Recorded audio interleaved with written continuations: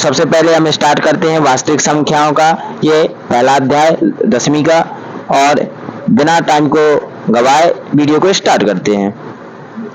तो आपके में 1.1 है, लेकिन एनसीईआरटी जो सॉल्यूशन है उसमें 1.2 जो है वही 1.1 है और 1.2 भी है, इसी में इंक्लूड है। तो सबसे पहले आपका जो पहला प्रश्न है आप अपनी बुक से भी मैच कर सकते हैं। जो आपका पहला क्वेश्चन है वो है निम्नलिखित संख्याओं के अभाज्य गुणनखंडों के गुणनफल के रूप में व्यक्त कीजिए। तो सबसे पहले जो आपका ये गुणनखंड है आपसे बनते होंगे। सबसे पहले 140 है, तो 140 का हमें क्या करना है, गुणनखंड करना है, तो उसको आपसे करते बन जाएगा। चलिए हम और डीप तरीके से समझाते हैं। आई होप सबसे गुणनखंड बनते होंगे। तो सबसे पहला जो क्वेश्चन है वही है, और इसका जो हमें गुणनखंड करना है वही हम बता रहे हैं। 140 है, इसका हमें क्या करना है, वर्गमूल करना है। वर्गमूल करने के बाद वर्गमूल गुणनखंड आपसे बनते होंगे। 140 पहले कैसे कटता है, 2 से कटता है, इसका आधा 70 होता है, यानी 7 दूनी 14, फिर 0 है तो 0, फिर 2 से कटेगा तो 2 3 6, 1 इधर बचा है, 2 पंचे 10। इसी प्रकार अब 5 सते 35, अब 7 से कट जाएगा। तो इसको हमने क्या कर लिया, इसको हमने पूरा क्या कर लिया, उसके गुणनखंड जो है उसके लिख लिया। 140 के ये गुणनखंड है, यानी 2 गुणे 2 गुणे 5 गुणे 7। तो अब हम देख सकते हैं चूंकि 2 बार रिपीट हुआ है तो हम इसको 2 स्क्वायर लिख सकते हैं, और 5 गुणे 7 ये हमारा क्या हो जाएगा, आंसर हो जाएगा। इसी प्रकार 156 में हम इसका पहले वर्गमूल करेंगे। 156 का जैसे हमने वो किया था, इसको हमने पहले वर्गमूल किया, और इसको भी हमने ये किया। इसमें भी देख रहे हैं हम कि 2 गुणे 2 गुणे 3 गुणे 13, 2 बार आ रहा है इसलिए 2 स्क्वायर लिख देंगे, 3 एक बार तो 3 गुणे 13। अब इसी प्रकार जो है हमें पहले हमें 2 से ट्राई करना है, चूंकि लास्ट में और नंबर है 5 है, तो 5 2 से विभाजित नहीं होता, इसलिए 3 से विभाजित करेंगे। जिस प्रकार जैसे कटते जाए आपसे सभी लोगों से वर्गमूल तो बनते ही होंगे जब कक्षा 10वीं में है। तो ये मैं आपको बहुत तरीके से बहुत अच्छे से नहीं समझा रहा है, क्योंकि मुझे पता है कि आप लोगों से बनते होंगे। तो सबसे पहले हमें ये वर्गमूल करने हैं, फिर इसके जो है गुणनखंड वो लिखने हैं। और इसमें देख रहे हैं हम, चूंकि हम देख रहे हैं कि इसमें 3 गुणे 3 गुणे 5 गुणे 5 गुणे 17 है, तो 3 2 बार आया है अर्थात 3 स्क्वायर, और 5 2 बार आया अर्थात 5 स्क्वायर, तो ये हो जाएगा, और 17, तो यही हमारा क्या होगा, आंसर होगा। इसके बाद नेक्स्ट जो है वो हो जाएगा चौथा जो है 5005, इसका भी हमें सेम वर्गमूल कर देना है। इसका जो गुणनखंड है वो कैसे आएंगे, 5 गुणे 7 गुणे 11 गुणे 13, इसमें कोई भी रिपीटेड नहीं है इसलिए कोई भी स्क्वायर नहीं लगेगा। इसी प्रकार आगे जो नेक्स्ट है उसको है 7429, तो 7429 का भी हम क्या करेंगे, वर्गमूल करेंगे। पहले हमें 2 से ट्राई किया जाता है, जब 2 से नहीं कटता तो 3 से, 3 से नहीं कटता तो 5 से, ऐसे ऐसे करते जाते हैं। तो इसकी जो शुरुआत हो रही है करने की, किसी भी संख्या से नहीं कट रहा है, 17 से ही डायरेक्ट कट रहा है। 17 से काटा तो 437 आया, फिर इसके बाद क्या होता है, हम 19 से काटते हैं, फिर 23 से काटते हैं, यही हमारा क्या हो जाएगा, आंसर हो जाएगा। अब इसके बाद जो है क्वेश्चन आपका आता है, बुक में भी आप मिला लेना, पूर्णांकों के निम्नलिखित युग्मों के एचसीएफ और एलसीएम ज्ञात कीजिए तथा इसकी जांच कीजिए कि 2 संख्याओं का गुणनफल एचसीएफ और एलसीएम क्या है। तो सबसे पहले आपन को ये समझना है कि एलसीएम क्या है। एलसीएम तो आप समझ गए होंगे, एचसीएफ क्या है, ये चीजें हमें समझनी है। सबसे पहले हमें क्या करना है, 2 संख्याएं हैं उनको हमें अलग अलग ले लेना है, 26 और 91। इसका जैसे हम वर्गमूल करते हैं वैसे ही हमें क्या कर देना है, इसका वर्गमूल कर देना है। फिर इसके बाद जो है इनके गुणनखंडों को हमें क्या कर लेना है, लिख लेना है।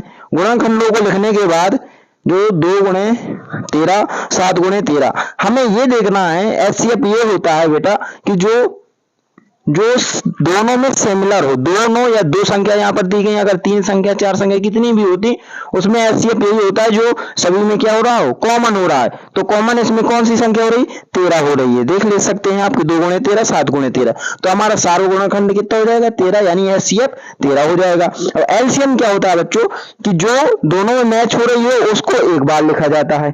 दोनों में मैच कौन हो रही है, 13, तो इसको हम क्या करेंगे, सिर्फ एक बार लिखेंगे, यानी 2 गुणे इसमें 2 था और फिर इसके बाद 7 था और दोनों में 13 है, इसलिए सिर्फ एक बार ही 13 लिखेंगे। तो इसका क्या हो जाएगा 182। अब इसकी हम जांच करेंगे। जांच करने के लिए हमें क्या करना पड़ता है बच्चों, एचसीएफ और एलसीएम का गुणा करना पड़ता है। इसके बाद जो है N1 और N2 अर्थात जो संख्याएं दी गई हैं, N1 ये है, N2 ये है। देखिए सूत्र आप देख सकते हैं, दो संख्याओं का दो संख्याओं का गुणनफल बराबर एलसीएम और इंटू एचसीएफ। तो हमें क्या करना है, N1 और N2। N1 N2 क्या है यहाँ पर ये समझ लेते हैं। तो N1 वह है जो पहली संख्या है और N2 वह है जो दूसरी संख्या है। यहाँ पर हमारी N1 26 है, यहाँ पर जो हमारी N1 है वो कितनी है 26 है और जो N2 है वो क्या है 91 है। तो इसी प्रकार हमें क्या करना है, इन दोनों का क्या कर देना, हमें गुणा करना है 26 गुणे 91 और एलसीएम और एचसीएफ। एलसीएम हमारा जो इतना आया पूरा दोनों को मिलाकर और एचसीएफ उन दोनों का गुणा कर देना है। दोनों क्या होना चाहिए, बराबर होना चाहिए। अगर बराबर है तो हमारी क्या हो जाएगी, उत्तर की जांच सही है, सिद्ध हो जाता है। इसी प्रकार जो दूसरा है उसका भी सेम यही करना है, 510 और 92। इसकी भी पहले हमें क्या करना है, इसका एचसीएफ ज्ञात करना है, फिर उत्तर की जो है उत्तर की जो है जांच करनी है। तो सबसे पहले हमने जैसे स्टार्ट करते हैं, 510 का हमें क्या कर लेना है, पहले वर्गमूल कर लेना है, गुणनखंड करने के बाद हमें दोनों में क्या करना है, दोनों के गुणनखंड को क्या कर लेना है, लिख देना है। ये हमने लिख दी है। अब इसमें देखना है कि कौन सी चीज दोनों में सिमिलर है। तो देखें कि 2 और 2, 1 2 दोनों में आ रहा है, बाकी 3 गुणे 5 गुणे 17 ये अलग है। इसी प्रकार इसमें 2 गुणे 23 ये भी अलग है। सेम क्या है, सिर्फ 2। तो सार गुणनखंड जो एचसीएफ है वो हमारा कितना आता है, 2 आया। अब हमारा एचसीएफ आ गया। अब एलसीएम जो मैंने क्या बताया था कि जो सिमिलर हो उसको सिर्फ क्या करना है, एक बार लिखना है। जो सिमिलर है उसको सिर्फ एक बार लिखना है, बाकी अन्य संख्याओं को लिखना है। तो जो सिमिलर है उसको सिर्फ हमने 2 लिख दिया। फिर जो है 2, एक तो ये वाला 2 लिख दिया। फिर 3 गुणे 5 ये वाली संख्या लिख दी। फिर क्या लिख दिया, 17 ये वाली 17 लिख दिया।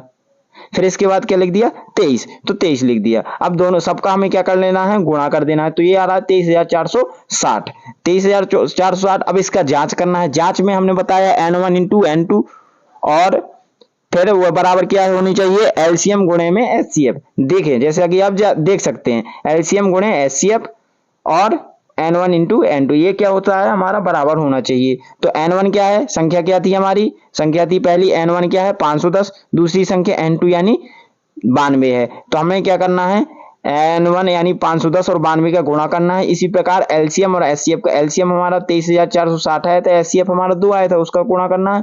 तो 46,920 और 46,920 इन दोनों का गुणा करने पर आता है, अर्थात ये हमारा ये भी सही है। इसी प्रकार हमारा तीसरा क्वेश्चन है, इसका भी हमें सेम ही करना है। इसका भी सबसे पहले हमें क्या कर देना है, गुणनखंड करना है। फिर इसका हमें क्या करना है, हमें सार गुणनखंड अर्थात एचसीएफ ज्ञात करना है। देखना है कि दोनों चीजों में क्या सिमिलर है।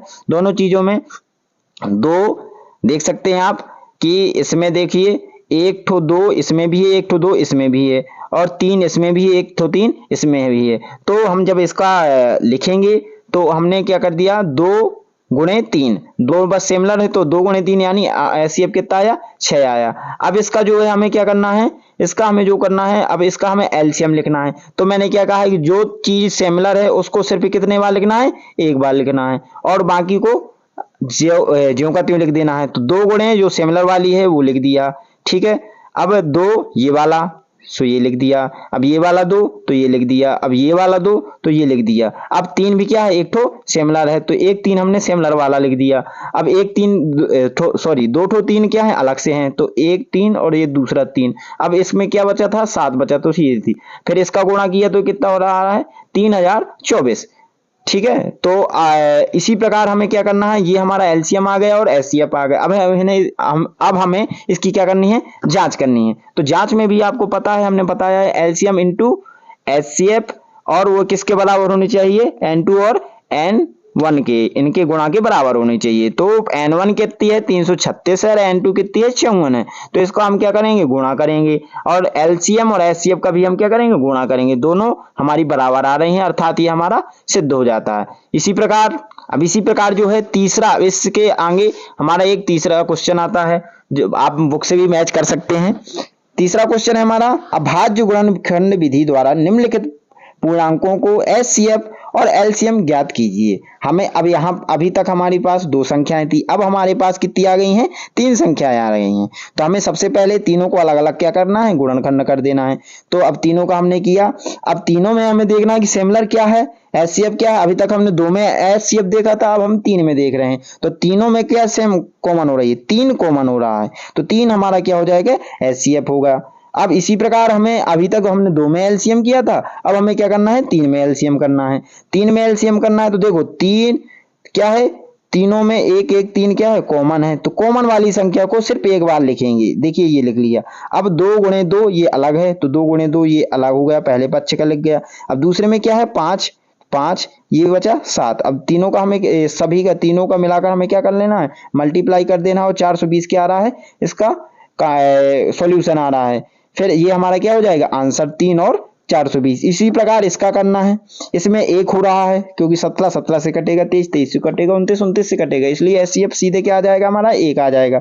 तो एचसीएफ बराबर क्या हो जाएगा, एक। अब हमें एलसीएम करना है, तो एलसीएम के लिए 17 गुणे 23 गुणे 29 देखिए, और इसका जो आ रहा है 11,339। आप उत्तर माला उससे भी आप मैच कर सकते हैं। और जो आप लोगों को फास्ट हो रहा हो तो इसको आप पॉज कर करके बीच में देख सकते हैं, जहां समझना है उसको दोबारा समझ सकते हैं। और सभी लोग बिल्कुल अपना नोट्स बनाते जाइए, क्योंकि वीडियो जब तक देखेंगे तब तक ही समझ में आएगा। अगर नोट्स आप बना लेते हैं तो आप दोबारा से जब भी रिवाइज करेंगे तुरंत ही आपको समझ में आ जाएगा। अन्यथा आपको अगर न समझ में आए तो ये वीडियो चूंकि है डला ही रहेगा, परमानेंट रहेगा, तो जब भी आपको डाउट हो तो ये आप देख सकते हैं। और कोई भी क्वेश्चन आपको बीच में कुछ समझ में ना आ रहा हो तो कमेंट बॉक्स में आप बता सकते हैं कि सर ये वाला क्वेश्चन इतने इतने इतने नंबर का ये समझ में नहीं आ रहा है, तो हम उसको जो है आपको दोबारा आपको समझाने की प्रयास करेंगे। तो इसी प्रकार अब तीसरा में आ जाते हैं, 8 9 25। इसका भी हमें क्या करना है, सीधे सबसे पहले हमें क्या कर देना है, गुणनखंड तीनों कर देना है। फिर देखना है कि तीनों में क्या कॉमन हो रहा है, तीनों में कॉमन कुछ नहीं हो रहा है, इसलिए सीधे क्या, जब कुछ नहीं होता तो हमें एचसीएफ एक मान लेते हैं। फिर एलसीएम का सभी का क्या कर देना, हमें गुणा कर देना है, गुणा कर देना। गुणा करने के बाद जो हमारा एलसीएम आ रहा है वो कितना आ रहा है, हमारा 1800 आ रहा है। ठीक है, इसी प्रकार बेटा अब चौथे क्वेश्चन में आते हैं। चौथा क्वेश्चन हमारा है HCF 306 और 657 बराबर 9 दिया है, यानी उसमें जो 306 है और 657 उसका एचसीएफ कितना दिया है, 9 है। एलसीएम 306 और 657 का क्या करना है, हमें ज्ञात करना है। तो सबसे पहले हमारा एचसीएफ जो है वो कितना है, हमारा एचसीएफ दिया गया 9, एलसीएम हमें ज्ञात करना है। तो हमारा जो सूत्र है वो क्या होता है बेटा, कि एलसीएम इंटू एचसीएफ वो किसके बराबर होना चाहिए, n1 और n2 के। तो संख्या चूंकि दी गई है तो अब देखते हैं हम, सबसे पहले हमारा क्या है, एलसीएम हमें इसमें ज्ञात करना है। एचसीएफ हमारा दिया हुआ है तो हमें इसी सूत्र को क्या करना है, इसको हमें पक्षांतर करना है। सबसे पहले देखिए हमें एलसीएम ज्ञात करना है, तो एलसीएम यहाँ आया, एचसीएफ क्या जाएगा, इसके डिवाइड में जाएगा, इसके डिवाइड में जाएगा। फिर इसी के आगे हमें यही क्या कर लेना है, सॉल्यूशन कर लेना है। इसका सॉल्यूशन करेंगे तो चूंकि हमारा दिया गया है n1 n2 दी गई है, संख्याएं दी गई हैं, उनका एचसीएफ ये भी दिया गया है, तो इसको हमें कैलकुलेशन कर लेना है और इसका भाग दे देना है, तो एलसीएम हमारा क्या हो जाएगा, आ जाएगा। इसी प्रकार जो नेक्स्ट क्वेश्चन है, जांच कीजिए कि क्या किसी प्राकृतिक संख्या n के लिए 6n अंक 0 पर समाप्त हो सकती है। तो ध्यान समझिए, जांच कीजिए कि किसी प्राकृतिक संख्या तो जानते होंगे आप लोग, आपने पढ़ा होगा 5वीं 6वीं से ही प्राकृतिक संख्या। n के लिए जब कोई संख्या प्राप्त नहीं, हमें पता नहीं होती तो हम उसको n मान लेते हैं। ठीक है, के लिए 6n अंक 0 पर समाप्त हो सकती है। क्या जो 6n है, जो 6 बार हम जिसको लिखेंगे, क्या वह संख्या 0 पर समाप्त हो सकती है। तो चलो हम इसको सिद्ध करते हैं। तो 6n अभाज्य गुणनखंड क्या हो जाएगा, 2 3 6। हमारी जो, जैसे हमें घात पता नहीं है, इसमें भी n है तो इसमें भी हम क्या लगेंगे, n घाती लिख देंगे। अब जबकि कोई प्राकृतिक संख्या जो 0 पर समाप्त होती है उसके अभाज्य गुणनखंड कितने हो सकते हैं, का रूप का होता है 2 गुणे 5 का। समझ रहे हो आप, ठीक है। अतः 6n 0 पर समाप्त नहीं होगी। अब छठवां जो क्वेश्चन है, व्याख्या कीजिए कि 7 गुणे 11 गुणे 13 प्लस 13 और 7 गुणे 6 गुणे 5 गुणे 4 गुणे 3 गुणे 2 गुणे 1 प्लस 5 भाज्य संख्याएं क्यों हैं। तो माना सबसे पहले हमें क्या मानना है, एक ठो ए मान लेना है। तो सबसे पहले ए किसको माना हमने, 7 गुणे 11 गुणे 13 प्लस 13 को हमने माना। तब जो 13 है वो क्या हो रहा है बेटा हमारा, इसमें कॉमन हो रहा है, क्योंकि देखो एक पक्ष हमारा ये होता है, पूरा पक्ष ये हुआ एक पक्ष और एक पक्ष ये हुआ, तो हम इसको क्या कर सकते हैं, कोष्टकाइज कर सकते हैं, ऐसे कोष्टक में ले सकते हैं। कोष्टक में लिया तो हमारा क्या हो रहा है, एक जो है 13 दोनों पक्षों में क्या हो रहा है, कॉमन हो रहा है, तो 13 को हमने बाहर लिया। अब इधर क्या बचा, 7 गुणे 11। अब प्लस में जब इधर 13 कॉमन हो जाएगा तो हमारा एक हम लिख सकते हैं, क्योंकि 13 एकम 13 हो रहा है। फिर इसको हमने क्या किया, 11 7 77 77 लिख दिया, एक है तो एक लिख दिया। अब इसके बाद जो है हम यहाँ पर आए तो 13 77 को एक में जोड़ेंगे तो 78 हो जाएगा, 13 गुणे 78। अतः यह एक भाज्य संख्या है, क्योंकि इसके अभाज्य गुणनखंड में एक को छोड़कर अन्य 2 गुणनखंड हैं, यानी ये विभाजित हो रही है। अगर जो देखिए क्वेश्चन हमारा कह रहा है कि ये भाज्य है यानी विभाजित हो रही है, और विभाजित का आप नियम जानते हो, जो एक से और उसी से विभाजित ना हो, इसको छोड़कर भी किसी संख्या से विभाज्य हो, उसको क्या करते हैं, भाज्य संख्या कहते हैं। तो ये जो है इतना जो आ रहा है वो हमारी क्या है, अन्य संख्या से विभाजित हो सकती है। तो सीधी सीधी सी बात है। इसी प्रकार माना हमें क्या करना है, अभी ए का हमने सॉल्यूशन किया था, ए का, इसी प्रकार हमें क्या करना है, बी का सॉल्यूशन करना है। अब माना बी बराबर, अब इसका हमने पूरा लिख लिया। पूरा लिखने के बाद अब इसमें बेटा प्लस के बाद क्या आ रहा है हमारा, प्लस के बाद 5 आ रहा है। तो प्लस के बाद हमारा 5 आ रहा है, तो 5 इसमें देखो दोनों में कॉमन हो रहा है, तो उसी प्रकार हमें क्या कर देना है, इसी प्रकार हमें क्या कर देना, 5 कॉमन कर देना, फिर सेम संख्या लिख देना और प्लस में 1 लिख देना, क्योंकि 5 एकम 5 होता है। फिर इसको पूरा कैलकुलेट कर लेना है। कैलकुलेट करने पर 1008 आता है, और एक इसमें प्लस करेंगे तो 1009, यानी 5 गुणे 1009। अतः ये भी एक क्या है, भाज्य संख्या है। ये भी बेटा ये भी एक और एक और जो इसका कैलकुलेशन होता है, इसकी संख्या के अलावा भी अन्य संख्या से विभाजित होता है। अतः एक को छोड़कर अन्य 2 गुणनखंड भी इसके हो सकते हैं। अब 7वां क्वेश्चन है हमारा, किसी खेल के मैदान में चारों ओर के वृत्ताकार पथ हैं। इस मैदान का एक चक्कर लगाने में सोनिया को 18 मिनट लगते हैं। ध्यान समझिएगा, सोनिया को कितने लगते हैं, 18 मिनट, जबकि इसी मैदान का एक चक्कर लगाने में रवि को 12 मिनट लगते हैं। मान लीजिए दोनों के स्थान पर एक ही समय पर चलना प्रारंभ करें, एक ही दिशा में चलते हैं, तो कितने समय बाद वे पुनः प्रारंभिक स्थान पर मिलेंगे। सबसे पहले बेटा कुछ नहीं करना है, इसमें एलसीएम ही करना है। देखिए दोनों का हमें लिख लेना है। सबसे पहले एक चक्कर में सोनिया कितना लेती है, 10 मिनट लेती है, और रवि कितना लेती है, रवि कितना लेता है, 12 मिनट लेता है। तो दोनों का ही एक स्थान पर एलसीएम हम ज्ञात करेंगे। तो 18 का और 12 का हम पहले सबसे पहले एलसीएम ज्ञात करेंगे, और 18 का करेंगे। 18 का हमने गुणनखंड किया, ये 2 से कटेगा, जो जैसा गुणनखंड करते हैं वैसा ही करना है, सेम इसी का ऐसा भी करना है। फिर एचसीएफ हमें ज्ञात करना है। ऐसे दोनों में कॉमन क्या हो रहा है, 2 हो रहा है एक ठो कॉमन, और 3 हो रहा है एक ठो कॉमन। तो 2 गुणे 3, एक ठो देखो जो बेटा कॉमन है उसको एक बार लिखेंगे, तो लिखा 3 गुणे 2 जो है ये क्या होगा, एलसीएम ये एचसीएफ हो जाएगा, और एलसीएम जो है वो हम अलग से ज्ञात कर लेंगे जैसा हमने बताया। ठीक है, अब एलसीएम जो है